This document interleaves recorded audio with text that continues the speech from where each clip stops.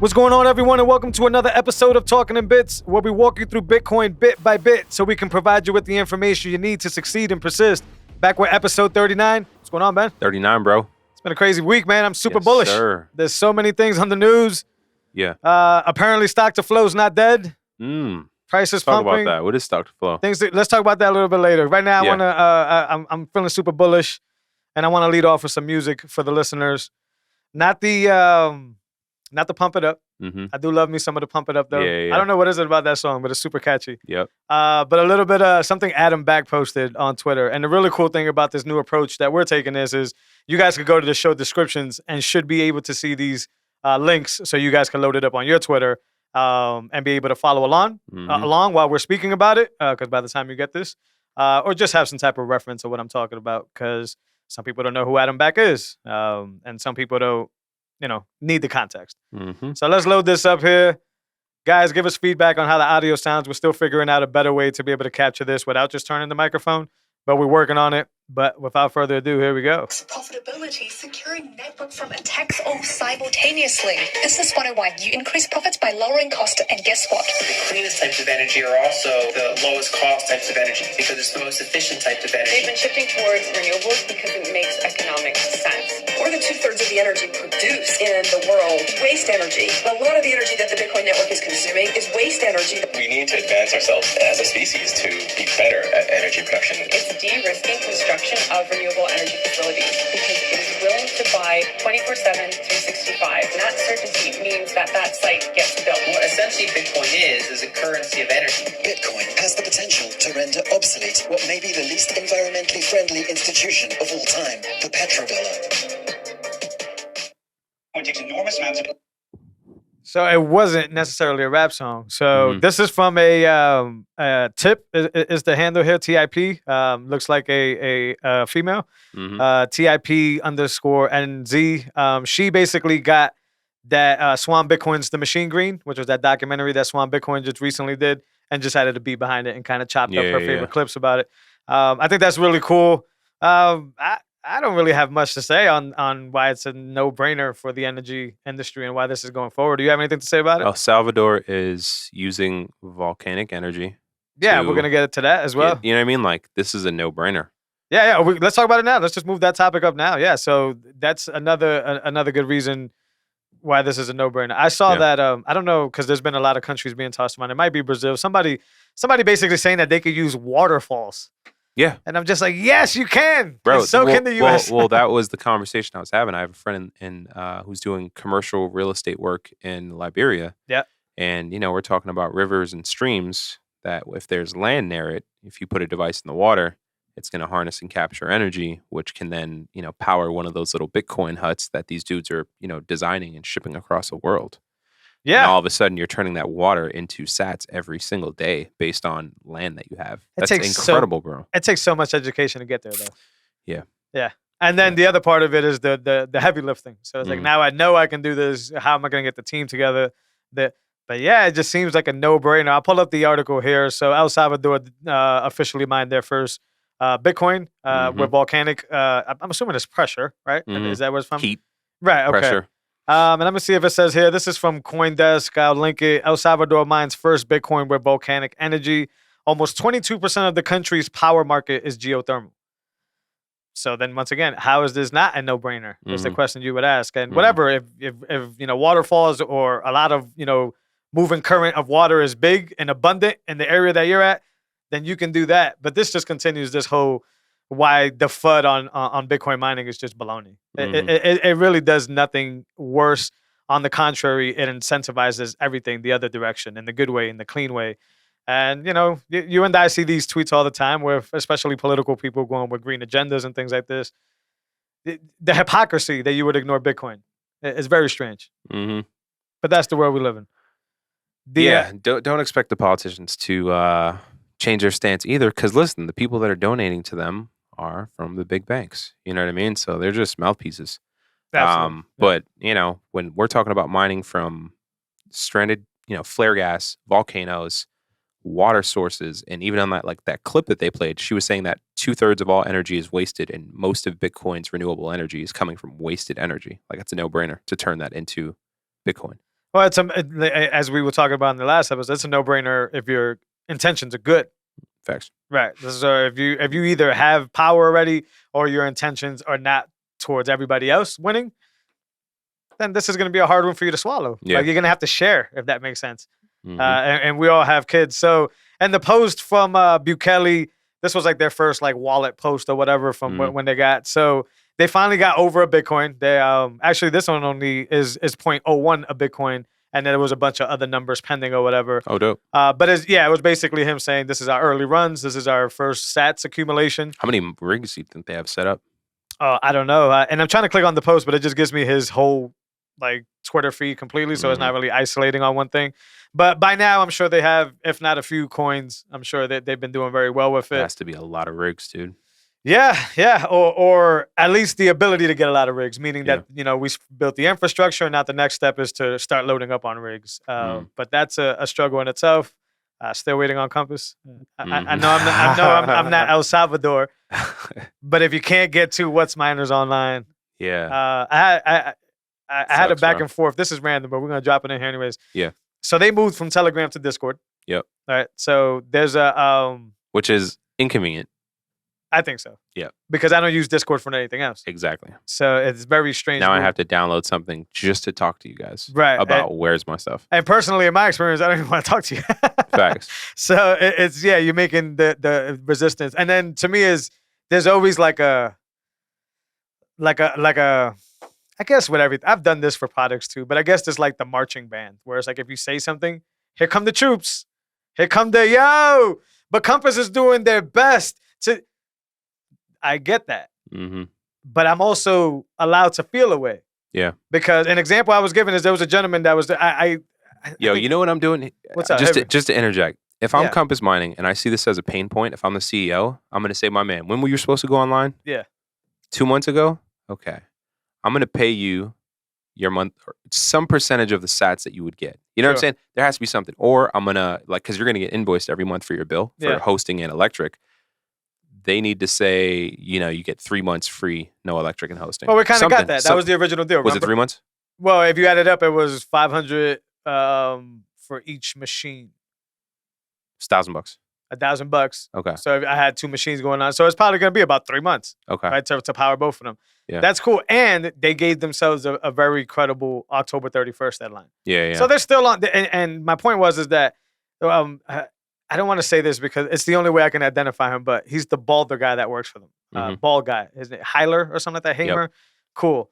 I got not a little back and forth with him, but I was basically calling out that the last update that they gave was like, if you have a What's Miner, you're fucked. That was literally my post. I was like, look, if you got a What's Miner, you're fucked. Yeah. Right? And then he comes in and tries to do this whole like, I don't see a What's Miner problem here. My man, the problem is that you're open facilities left and right, and none of them are taking the What's Miner. So like, but they're taking other. They're taking the S19s. And then they said that early on that some facilities don't accept other types of devices. They only expect Bitmain or something like that. I don't know the logistics of that. Yeah. I heard some people even make the argument for infrastructure things. Like, oh, the What's Miners use certain whatever. I don't know. But if I'm calling out that as somebody who purchased 2 What's Miners from you guys is not getting anything from this translation, that I feel that you're catering to the VIP packages, the S19s, I'm allowed to say something. I'm not saying you have to come and solve my problem because I'm not a baby and you don't need a... Yeah. But I'm allowed to say that. Here I go. I say that one line. Somebody gives me their whole, yo, I've been mining since March and there's been nothing but fantastic. My man, I didn't answer back because I think this is a waste of time. But my man, if you're listening, if you're watching, why does your experience have to be the experience I'm having though? Why did you even, but you're not even a Compass like team member. Why did you maybe write 60 letters or, to basically explain your experience to defend somebody who didn't need defending and to shut down my opinion? Well, I'm going to give you my experience. Yeah. I bought 2 miners in July. We're about to be on October 31st and I'm not online. Yeah. and the communication is whack, and I'm missing not the bull run because we know we're just getting started there, but I'm missing a good opportunity, especially when the China hash thing happened, to be online and getting some sats, which is what I went to you for. Yeah. So please don't question me, anybody, if to me, y'all messaging is just all marketing. It's all talk. It's all hype. Just like the pleb community thing, just like all this stuff and all that. I understand that things happen. And I'm not expecting you to do anything more than the offer you gave.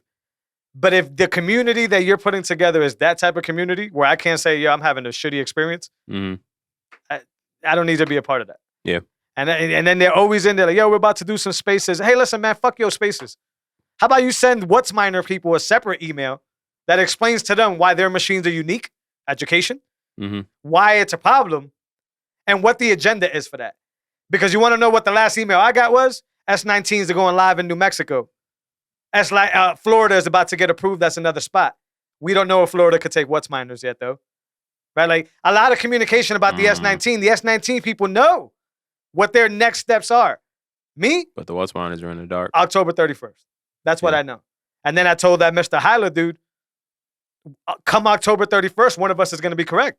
It's going to be you or it's going to be me. Hopefully it's not me. Yeah. But how often can you give 3 months away? Yeah, if it's a problem. If things go according to plan, like the rigs that I've gotten online, they've always got them on early. So hopefully they hit you up. Hey, October 26th. Like, hey, Jose. I'm patient. I've been patient. You're live. That one line where I said the What's Miner seems to be a problem. Yeah.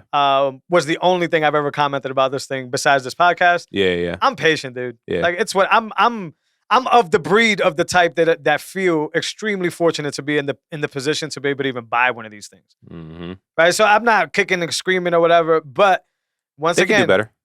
They could do better. Yeah. They could do better. Yeah. And they could just stop being so salesy and more, nose to the ground, right? Meaning that, like, yo, I don't need to see you on Discord talking.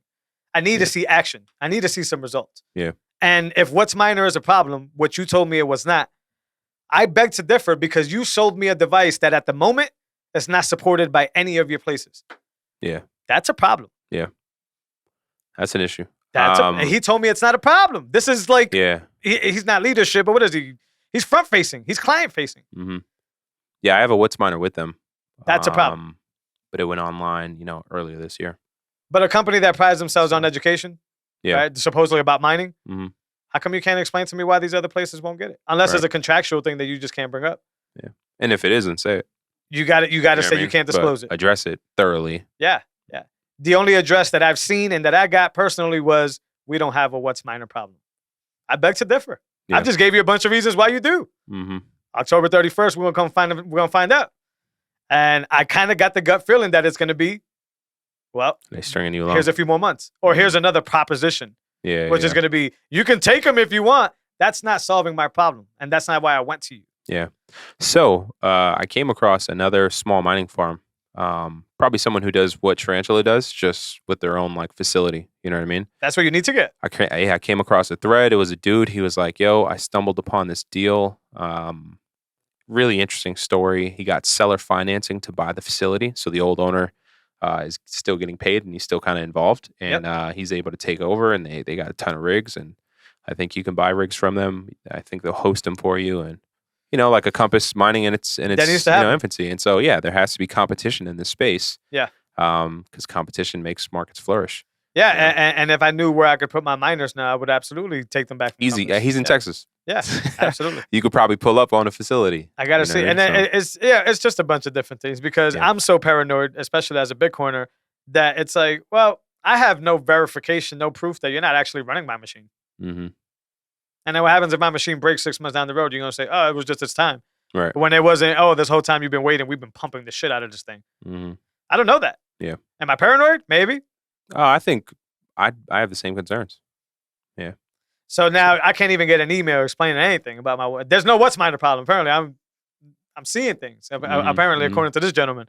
So we'll see what happens. Once again, I'm a very blessed individual to be early in Bitcoin and be able to make these moves. So I'm not kicking and screaming. Life could be much worse, especially in the Bitcoin universe. So Compass Mining, get it together. I'm going to cheer some stuff up with another track we got here. Let's go. Because that was a little bit of of a rant on Compass Mining, but man, Listen, you got to hear it. yeah. But the thing is that like I'm not paying like a few $100 for this thing. We put up some cash for these things. These things are not cheap. What's so. for context, guys? Two of those miners is over 10 grand. You know what I mean? Closer to 20. I'm about to say, yeah, that's being nice. So we're talking about 20 grand, guys. This is a big deal. Yeah, and if you think about it, 20 grand that they probably spent months ago when I gave it to them. Mm-hmm. Right? So it's like, they good. They for fun logistics, bought whatever they need to do. I'm out. Company parties, my dude, I'm out. We Drinks pay on for, the company. Yeah, we pay for the office prostitute. Drinks on Jose. That's crazy stuff. So yeah, so to wrap up that whole section, we did talk about mining, first volcanic mining. Hopefully these waterfalls go online. This is just another example of why Bitcoin is inevitable, why it's already won, because there's nothing else even in the ballpark that can do it better. So there's no competition. And it does it so everybody wins if you partake. If you partake in Bitcoin, you win. That seems to be the whole thing. Not too many things you partake in with everybody else and still win. This is one of those rare things. Absolutely. Yeah. Let's go to this other track here. We thought it was hilarious. I think it's hilarious. This was posted by Bitcoin is Saving. And it's funny as hell. Yes, that means that it is not illegal.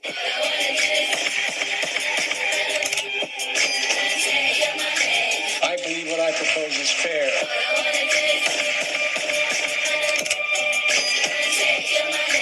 I'm not looking to punish anybody.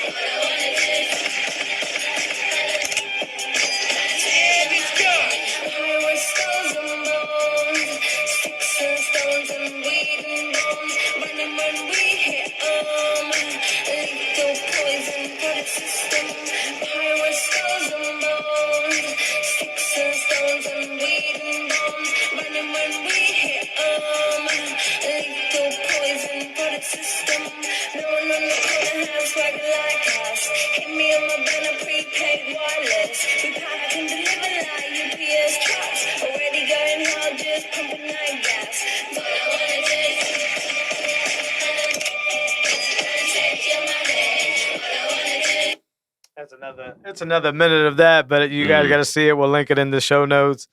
It's basically just the nastiness that is politics, the federal government, fiat, all the way down to AOC's dress. It's one of those videos.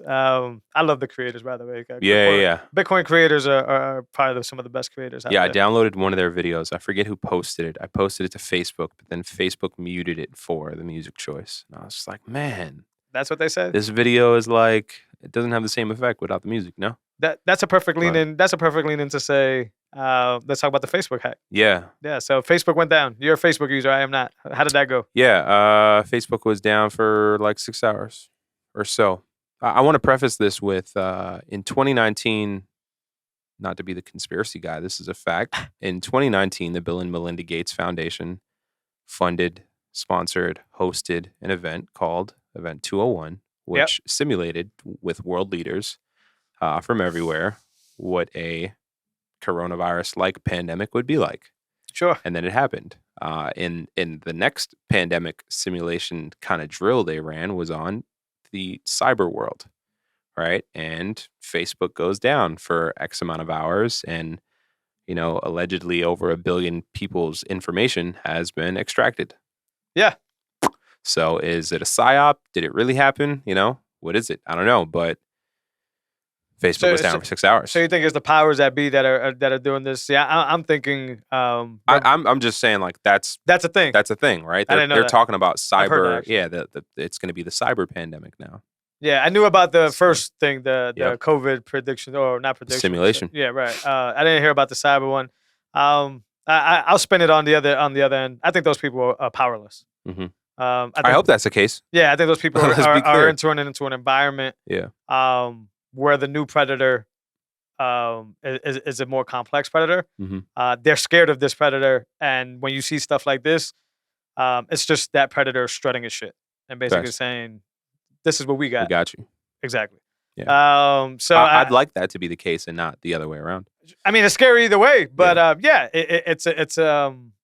it's a death sentence to the life that we've jumped into, right? This whole digital connected life, to where we rely on everything to be connected at all times.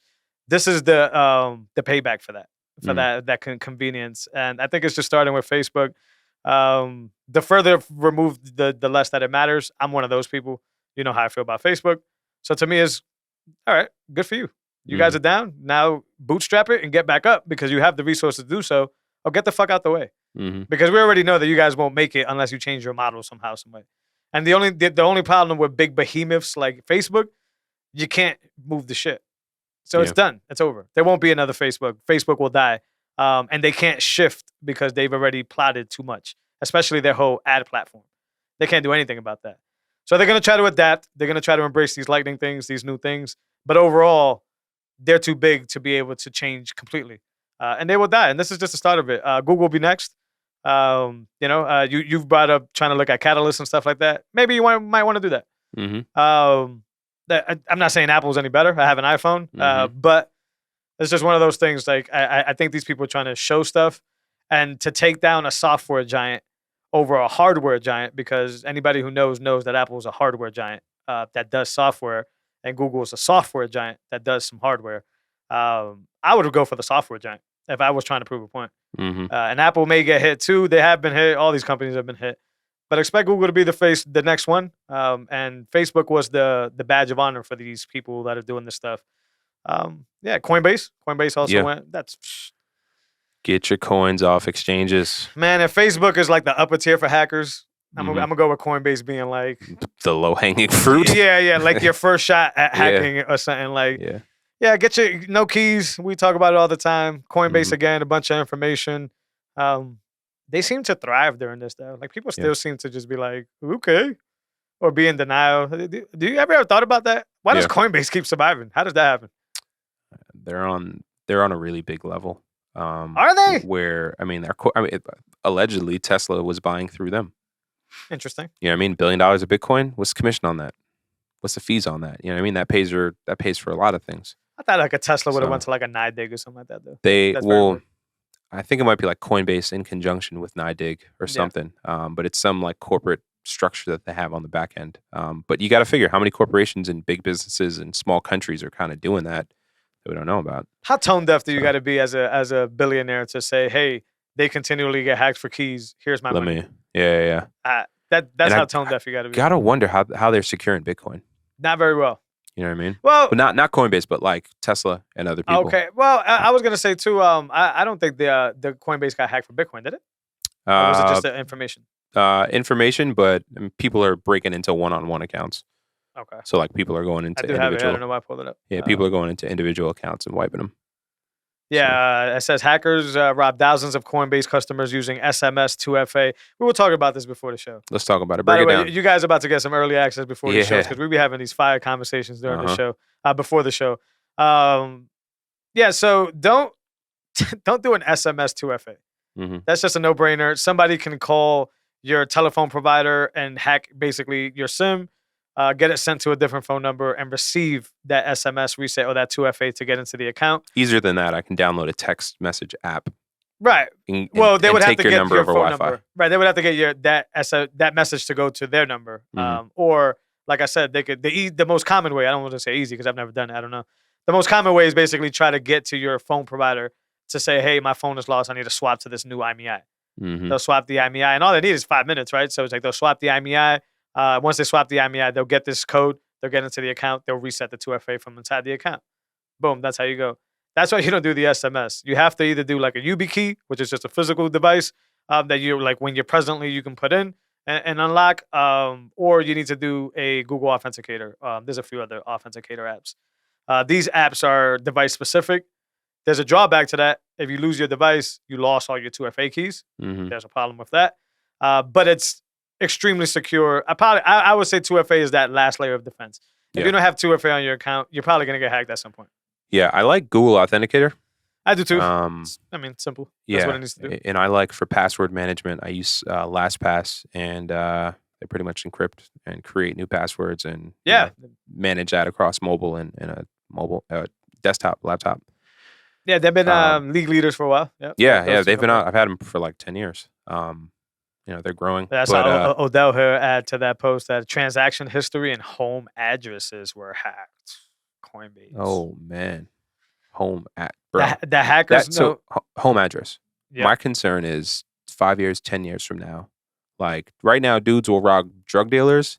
In the future, they're robbing Bitcoin holders. Yeah. You know what I'm saying? Yeah. And like, or kidnapping kids. Like that'll be nuts. No, yeah, that's the whole reason behind for especially newer people. Don't tell people your stack. Yeah. Don't really talk about the stack. Like that's not. People will ask you naturally, but that's not a question to be asked. And it's not a disrespectful thing. It's just that you need to be careful for what this thing's about to do. I think I was talking to my wife about that earlier today, which is like the world will change. People will start seeing that this thing is valuable and know that you have it, and will try to get it. Right now, the likelihood of somebody showing up to your house to take your hardware wallet is probably very slim to none. But it does happen. And when you're freaking KYCing yourself and these home addresses are going out there, then you get fucked. So Bro, they can pinpoint whales. The hackers know that users withdraw addresses, so they can track past and future self-custody transactions. That's when you just start a new cold storage. That's when we can get into our next thing, which was the Sparrow Wallet. Yeah, let's perfect. But KYC is very important. Follow Odell. There's a lot better, and I don't like to rank people, but there is like legit security experts out there. And then Odell is a good representation for the average person to go in. But for a while there's been a few CoinJoin instances. Wasabi does CoinJoin. Samurai does Whirlpool. Samurai also does Ronin Node and a few other things. It's like a stack that you use together. I don't know much about that product besides that their CoinJoin implementation is called Whirlpool. And Sparrow Wallet, which I've had my eye on for a little bit, but now gave me a reason to go download it, just added their implementation of literally Samurai's Whirlpool. Got it. So I like this because instead of just saying, yo, I like what you're doing, I'm just going to code something similar and then start from scratch. Craig Raw, actually, which was developer of Sparrow, actually was like, nah, I worked with the Samurai team. Like I told them, what I was doing, and they helped me implement this. Now, this is something that it's like a collaboration.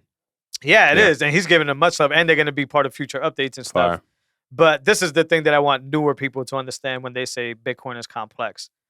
UI fixes complexity. It's one of those things that we've known for a long time. The reason you love your phone, the reason you customize things is because UI solves so many things for your brain. It just basically understimulates the brain and gives you signal instead of noise. So what Sparrow's been able to do is, I like desktop wallets. I think they're much better than phone wallets because in a desktop wallet, I'm able to interact with Bitcoin.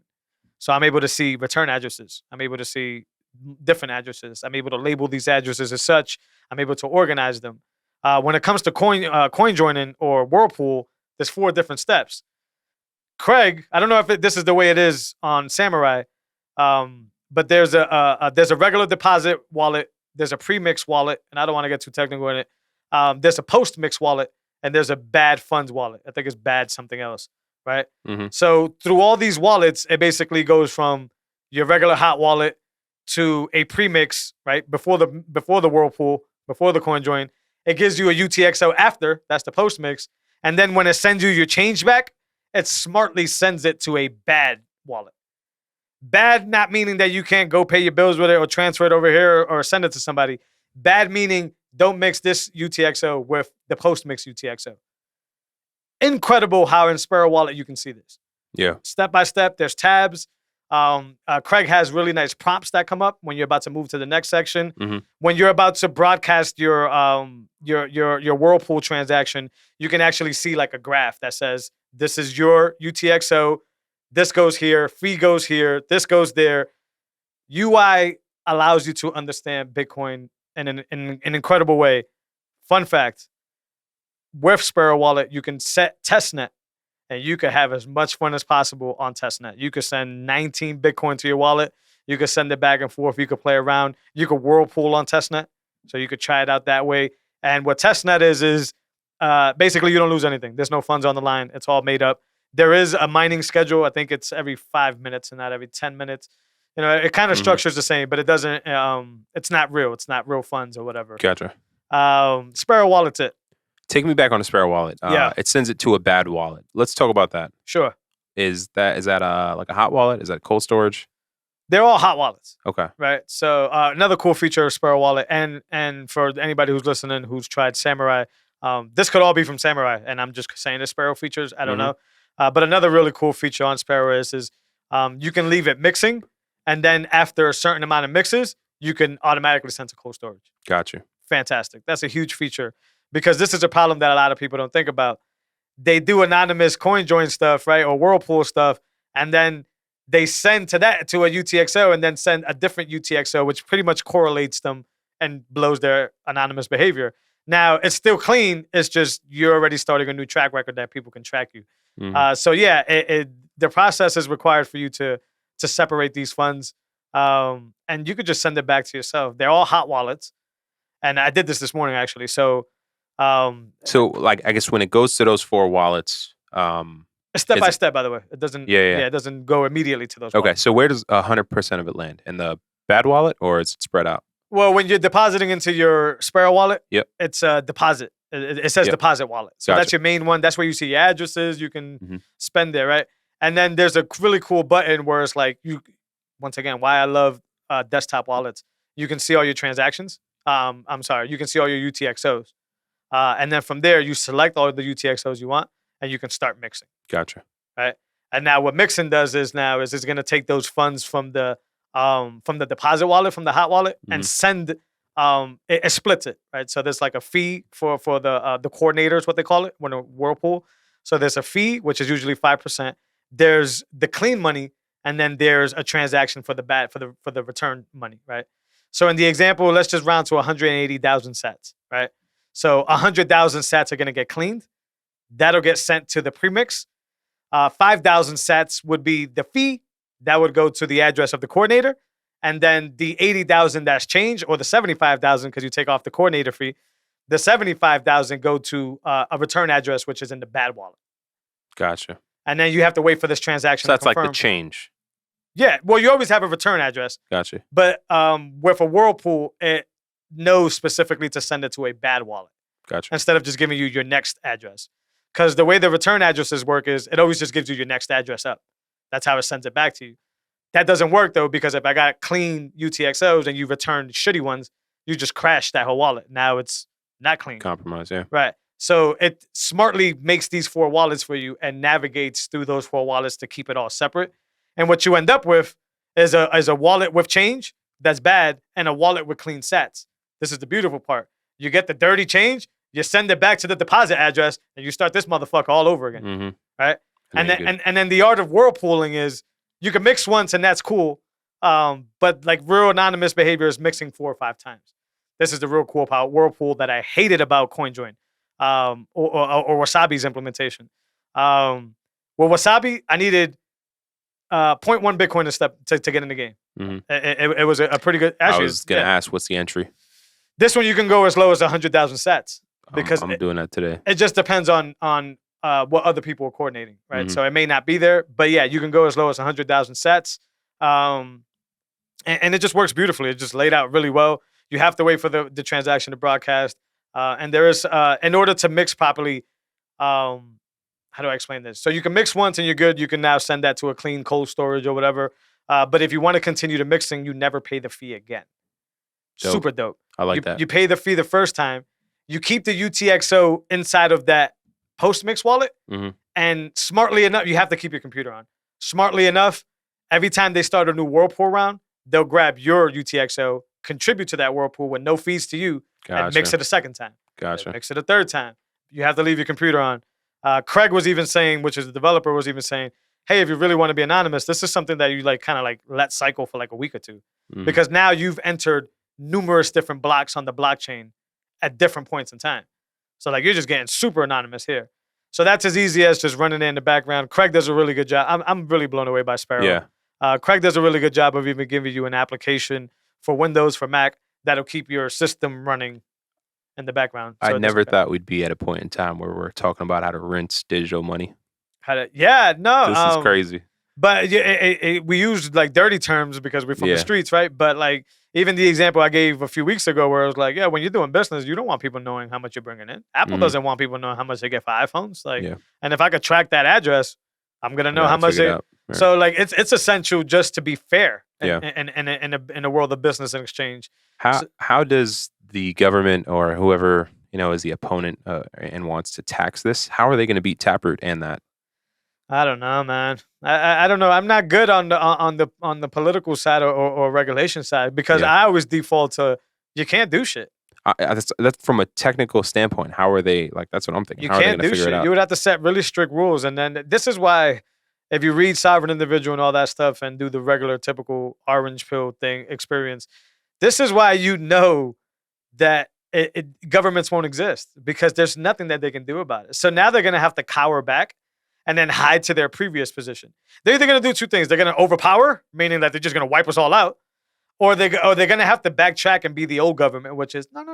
We're just here to make sure liberty's all set and we're not getting intervened or whatever. Because they're gonna keep dropping regulation and legislation, and more people are just gonna be like, why? I'm just gonna go do that. That's easier. Why? And then they can't do anything. So once again, force, you wipe everybody the hell out, or you just retreat and make your little bit of ends meet where you can make it. Back up. Governments won't exist. The state wants it all, man. Yeah, they'll just be smaller governments. It would just be lead to a smaller government. But that's where we're heading, and that's the trajectory that we're heading. But they can't do anything. I'm blown away by this stuff. But shout out to Craig because, listen, these are complex things, right? These things, and even as I'm saying it, I'm thinking about it like nobody's going to know what the fuck I'm talking about. But if you have really good UI, it's something that a cell phone wallet cannot do for you. If you have a really good UI, you understand that you don't just have one address. You have numerous addresses. You understand that you could derive as many wallets from that private key. You just see it. You understand the whirlpool process from post to pre. You understand UTXOs. If you don't get UTXOs, you got to really do some homework. UTXOs are the fundamental aspect of transactions. They are the transaction. But how they can sit there as unspent and how you can manipulate them and replace by fee and time locks and all these things. Yeah, shout out to Sparrow Wallet. Yeah, I Huge got to fan check of that Sparrow. out. Yeah, my go-to wallet. Pull it up on a desktop. Yeah, PGP signature. I tell people that all the time. If you don't know how to PGP signature, it's gonna take. If you find bad videos, maybe like 2 hours it's gonna be worth the 2 hours. You figure it out one time. Hopefully, you could get the first video to give you a good tutorial. Probably YouTube, anywhere, Google, and kind of go. If you're on Mac, I would just do homebrew and just get a GPG suite. But that's just a personal recommendation. Check your signatures for wallets, especially with CoinJoin wallets. I mean, that's even worse. But be blown away by how you can see, and you can go on the mempool and actually see this transaction split out into like this person gets this person gets this person gets that, and it's all anonymous. It's all mixed up. Super cool. Track it every step of the way. Taproot's going to be a different monster. I'm excited for that. Yeah, I can't wait to see that roll out. Yeah, sounds like Sparrow's probably going to be on top of that, man. I'm telling you, I've had my eye on Sparrow for about 6 months because I heard they do multi-sig very well. So I'm like, okay, there's Caravan. Yeah. You know, there's other places to do, but, you know, and then that wasn't enough for me because I don't interact with cold storage as often, right? Because that's the point. You don't interact with it. So they're not hot wallets to me. So, but then it was this is just a no-brainer. I was frustrated with Wasabi. I was able to CoinJoin a few times with them, and it was smooth. But visually, I had to know about Bitcoin to get it. Yeah. And that buy-in fee is just like, how often do you have 10 million sats? Not me. I ain't balling like that. Yeah, boy. So yeah. And Samurai Whirlpool. I hear it's the same way with it. You get it on Android, by the way. I'm gonna check that out. Samurai's on there. I have Samurai. Yeah. Yeah, so they have it built into the app. Yep. I don't know how good it is on the app, but I haven't used it yet. But I did download it and get a wallet going. You may not even need Sparrow, dude. See, I had to go over there because I have a Raspi. I don't have a Ronin node, nor do I want to get rid of my Raspi. And I also don't have Android, so I couldn't get that. And CoinJoin is the same thing. There's an app called CoinCase that has CoinJoin built in, and Wasabi, and there's a few other versions. But once again, I just didn't like that experience. And if it's a UI thing, if it's a Samurai thing, right, like they just made a great product, I think it's Craig, man. I think Sparrow is just laid out really well. When you load up the wallet for the first time, it literally tells you, hey, man, what are you recovering? What are you doing? How do multi-sig? What you got? And it's like, oh, you want to make one? Let's make one here. And it's really, really intuitive. I like that. Shout out to him, man. Yeah, Wasabi's been dropped from I still have a bunch of wallets because you can never get enough addresses. But yeah, I wanted to start getting really deep into the anonymous behavior, and Sparrow made it much easier for me to consume that information. I like that. Let's talk about never having enough addresses. Why is Yeah. it important to create new addresses? It's for that anonymous factor as well. If you can track an address, you can see how many sats have been sent to it.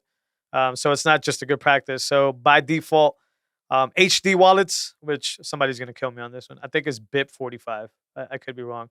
So these wallets allowed for every time you get a brand new address to be able to derive from a private key. So basically, in a simple way, you get like unlimited keys. If that makes unlimited addresses, not keys. Sorry, unlimited addresses or whatever. So once that kind of kicked off, it became a standard that Bitcoin automatically returns to your next address in line, and it's not good practice, even if you can see the UTXO, to reuse it. Got To you. re- Let's be practical about this. If I'm hiring you for a service, you want to get paid in Bitcoin. Where should I send from, and where should you receive? That's complicated. It could be as easy Like, would it be smart to buy Sats on Cash App and send it to your wallet? to send it to my wallet. Yeah. Yeah, why not? Okay. What do you mean? No, I just mean like on my end, is that a safe thing to do? And then like on your end, you would probably receive in some kind of hot wallet and then send a cold. Yeah, I mean, let's do like a if how much money we're talking? We're talking about like a few. $50, Oh yeah, send it to a wallet. Yeah, Yeah. send it to a like a hot wallet. Yeah, but if you're talking about like you're hosting like a fundraiser event and you Mhm. want people to continuously keep donating, Mhm. I would just get like a pay to script hash address, which is it's a multi-sig pretty much. So I would get Gotcha. that one address that continuously can take the deposit, right, and not change unless it gets spent from, right. So now the event is over, you go cash out the sats or whatever. The next time you throw the event, you're not going to use that previous address again. You're going to get the next one in line, and that's the one you're going to start giving to right now. Gotcha. I guess it's a shameless plug, but if you go to Unchained Capital's dashboard, what happens there is that if you spend from your multi-sig, like a lot of people were to and I'm a victim to this, which is why I say it. You would save an old address like on a notes, and then you would probably like hand that out and use it for Swan or use it for whatever the hell you want. The problem with that is that as soon as you spend from your multi-sig transaction, you go to the next address. So now you're sending to an old address. Gotcha. You can recover that with Caravan, with Sparrow, with devices that allow you to see all the UTXOs. Mm-hmm. But imagine where you get a wallet or you've recovered your multi-sig wallet, but they only read the total at the top, the most current address. You're going to be missing a shitload of Bitcoin. You're going to panic. So reusing addresses is not a smart idea. Thankfully, most apps, most wallets do that for you. They Yeah. they cycle through the addresses and don't respend any addresses. Multi-sigs are a rare exception where it's like, think about a multi-sig, in my opinion, as a bucket. And it's like, you could throw as much in there as long as you don't take anything out. Then when you take something out, then just get a different address and keep it rocking and rolling. Yep. Because those three private keys, those three public keys are derived from private keys. Thus, they will always make new addresses. Entropy will always happen from those three public keys. So it's a process. Most apps do all this for you, though. Yeah. I'm getting on a tangent I don't even need to be on. Mm-hmm. Most people will never have to deal with this, but simple 101, don't reuse addresses. You Yep. don't have to. Yeah. You can get like an unlimited amount of addresses. Mhm. And then even if you were to run out of unlimited, you could just derive a different wallet with a different private key and get Yeah. another million. So when people talk about, that's another thing that I should bring up. When you derive keys, you change the dev path. And the easiest way to explain it is bank accounts. So you have one hardware wallet, that's your account or whatever. So now you're going to change your dev path to one increment. So it'll be like, for Bitcoin, it's like 4-5. I think that's an apostrophe. No, semicolon. Anyway, it'll be like 45000 for your main account. Mm-hmm. To derive another private key wallet from that main account, you would just change your dev path to 45001. It's like adding a checking account to your Right. already existing checking But account. that account right there derives from your original private key. Yep. Right? Meaning that it's a child of that key. Meaning that it has its own private key. So it has its own addresses, its own set of whatever. But you can always recover that child with its parent. Gotcha. Incredible shit. I like that. It's mind-boggling stuff. At least to me. Mm-hmm. This is the type of stuff that's just like, when you like put a puzzle together and it's like, voila, it just works. Mhm. And I know it didn't just work. It took a lot of trial and error. But this is where we gotten to the point where it's like dudes like me could just geek out about super incredible advancements. And all this stuff happens without you having to trust it. Like I remember when I first started interacting with Bitcoin, it was like, and we've talked about this, it's like, my Bitcoin's not showing up. Like, can I trust this? Like, we come from this world of like, I got played. They played me. Mm-hmm. And it's like, I still check stuff, habit wise, like addresses, check addresses. But once I hit a button, I feel 1000% comfortable that the system is just going to handle it the way it's supposed to. I had to load up my cold storage to send some transactions, and I'm signing transactions on my ledger, and like I don't have to worry about this because I know it's confirmed. Yeah, absolutely. Yeah, man.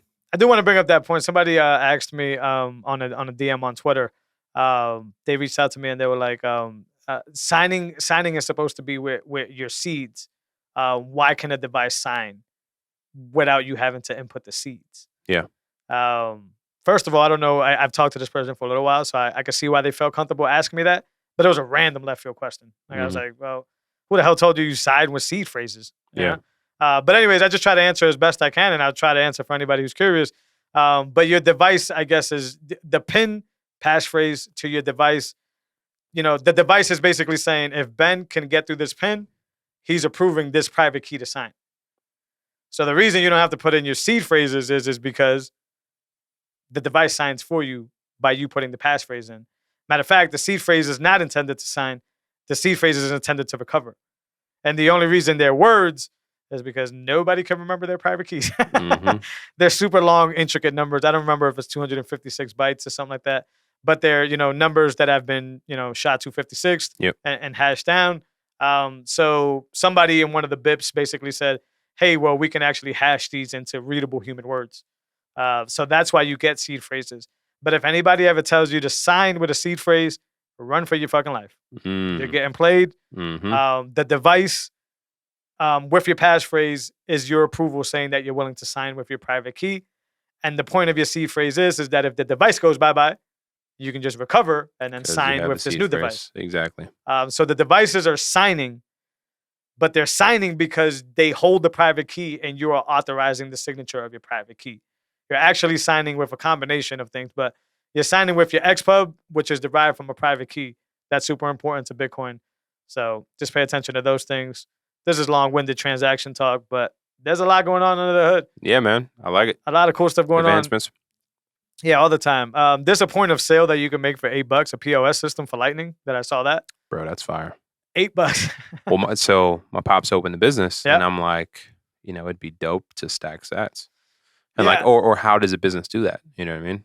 You just get a node. You could do Strike, but that's the KYC way of doing it. You can just get a node and have people stream directly to you. But this thing looks like a cold card. It's literally like a $8 setup, and you could take Lightning payments even without the internet. That's dope. And there's a link to the GitHub here to how to put it together. It's crazy. I'll share that in the show notes or whatever. I'm still geeking out about how stuff can move without the internet.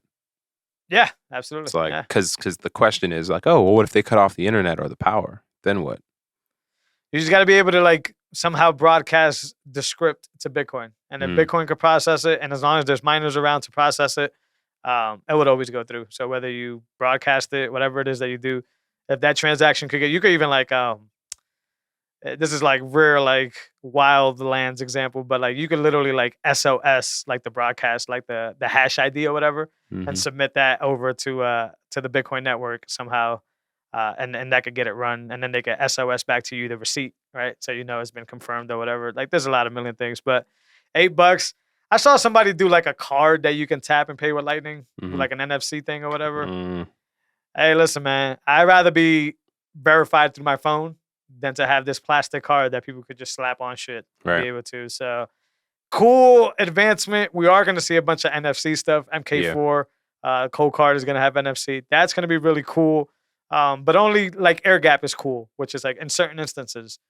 I don't know about having like cards and things that can kind of like make signing decisions for me. And I kind of think that just circles back to the shitty system we have right now. Well, let's pause right now. So if I pull up to the gas station, I go to swipe my card, and someone has inserted a device in there that's going to swipe my information. What happens when they do that to that device? I don't think that can happen either.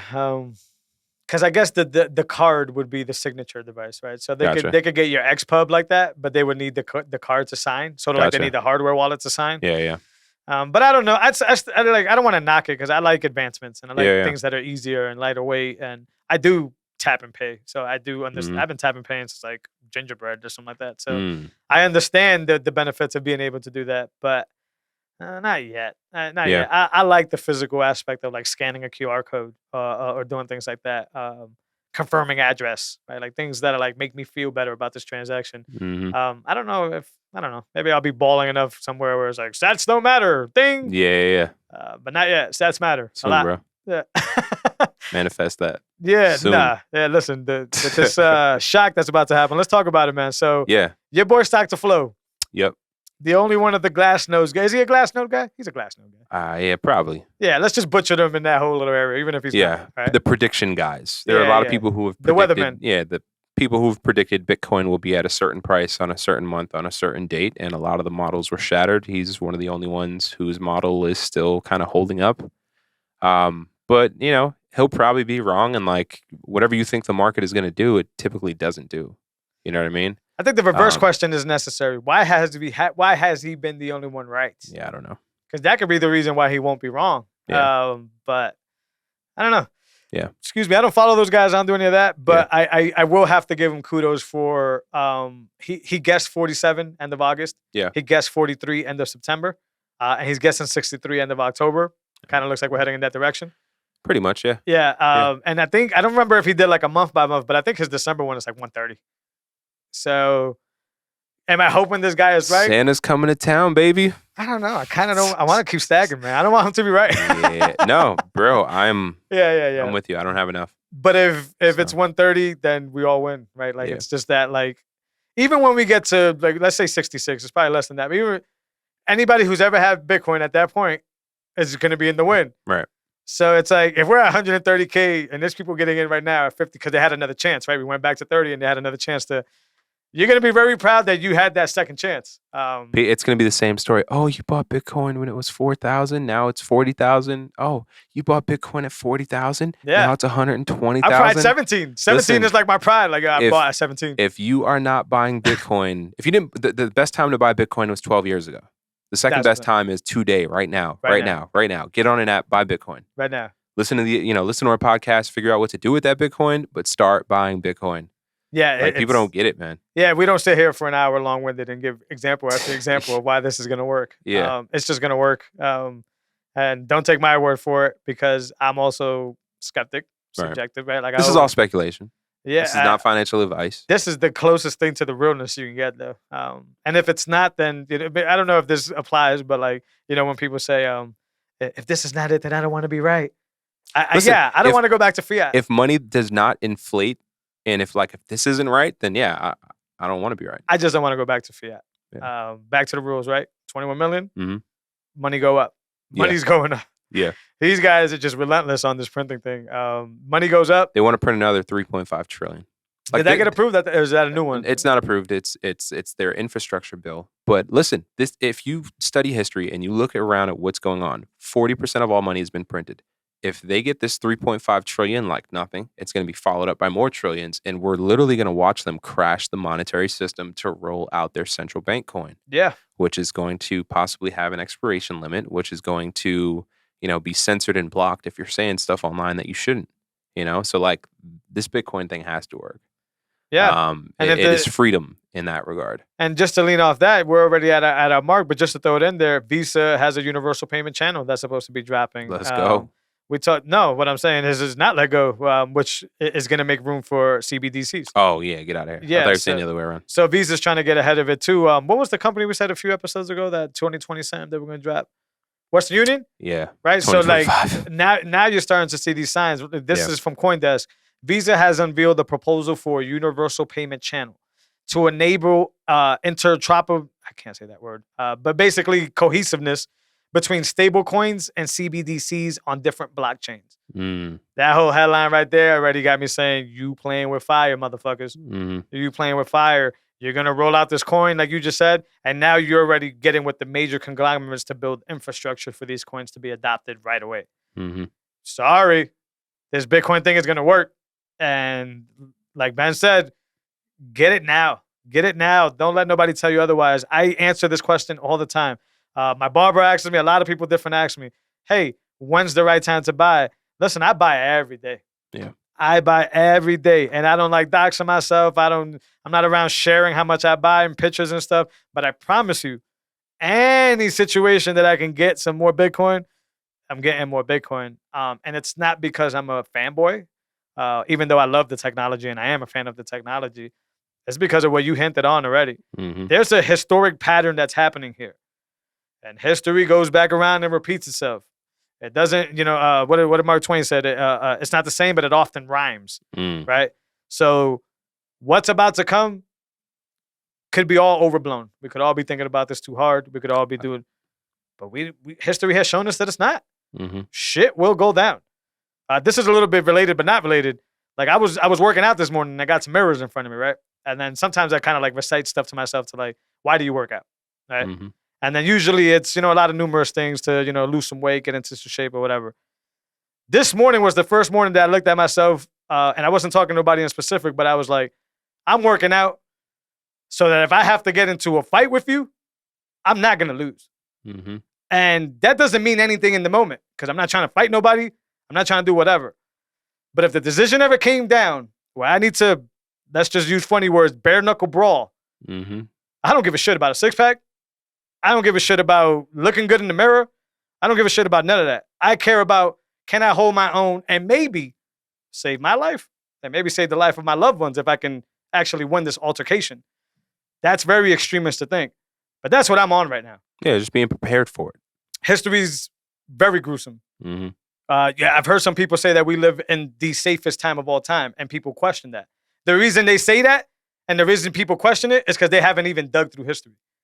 We are privileged, extremely lucky to be able to talk shit in front of a microphone and be able to do so without being in a gulag somewhere. So go get your six-pack. That's not my emphasis on how to motivate your life. But to me, it's super important that people understand you're doing this for survivalistic reasons, which is why our ancestors did the majority of the things they did. They didn't do this to front. They didn't do this for clout. They didn't do this for any of these things. They did it to survive. Somewhere along the line, we started to do things for altruistic reasons and outside reasons that's completely skewed our purpose. And this Bitcoin whole thing, it's an opportunity for us to redeem ourselves and to be able to get back to business when it comes to like the beat of life. But if it continues to go down, as history has shown us with this fiat system, it's not gonna. The world's gonna burn. It's gonna go down to the ground because it's done that numerous amounts of times. So now my question to you is: with your finances, with your health, with your security, how prepared are you? Mm-hmm. I could be talking shit. I hope I'm talking shit. Yeah. How prepared are you? Because I am an avid reader of history.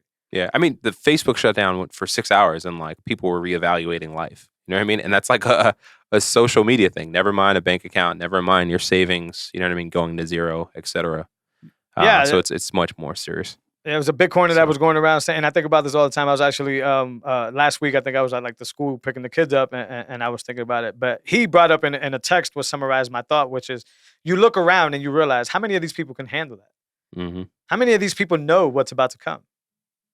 It's like that Matrix feel. Like you're just walking around and you're just wondering, like, if you wake up tomorrow morning, are you going to be able to take what's about to come around the corner, whether it's health-wise, whether it's financial-wise, and unfortunately, I mean, I'm at that point, I'm just being judgmental, right? So there's no accuracy in my judgment. I kind of feel like there's not a lot of people that are going to have hope. Yeah. So, yeah, go to the gym every single day and try to get your glutes to look all great. Mm-hmm. I'm in there. But when it comes down to it, and you have to tussle for your life, and this is just an easy example because a lot of things can happen. Even if you have to like feed your family, you're gonna need a physical stature, a physical structure to be able to endure and to be able to last long. And it's the same thing for money. Like if I'm gonna be able to survive, let's say the apocalypse, that's a very loose word, but if I'm gonna be able to survive the fiat apocalypse and continue to the other side, Bitcoin is my preparedness, right? And if that doesn't work, then we got bigger problems. Mm-hmm. But I'm just off of the strength of what we were talking about earlier. How can you stop it? And how this like idea has come and now it just can't be slowed down. I think I'm on the right train. Mm-hmm. And I think you're on the right train. And I think people that we care about are on the right train. I think you guys are on the right train for watching the show. And this is our last train to Paris. It's the only opportunity we have. And if I'm wrong, I don't want to go back to the fiat world. I don't want to be back.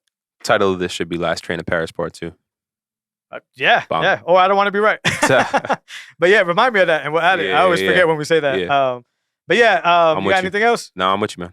It's been a really, really loaded week with a bunch of stuff. There's some stuff here that we didn't get to. We appreciate you guys as always. Super bullish on Bitcoin right now for numerous reasons. But buy Bitcoin now is the best thing you can do. The second best thing you can do is head on over to YouTube. Check out this 4K experience. Be able to hit that subscribe button, that bell, so you get notified. Leave us some comments so we can interact. You can correct Jose because I'm sure I'm wrong like 100 times an episode and nobody ever says anything. So call me out in the comments. If you listen to podcasts, you can check us out on all your podcast platforms, Spotify, Apple, all those good ones. If you are ahead of the curve and you're on Lightning and you have your own node, or if you have a Breeze app and you're funding it through your Strike and you want to send them over some stats, then you can go over to your favorite podcast player. There's a few of them out there that are really good, and you'll be able to stream us some sats, and we appreciate that value. We got so much things in works for you guys. Sir. We appreciate you guys as always. Episode 39. Rap, bro. About to hit the 40, man. That's Let's awesome. go. Catch you guys next week. Later. Peace.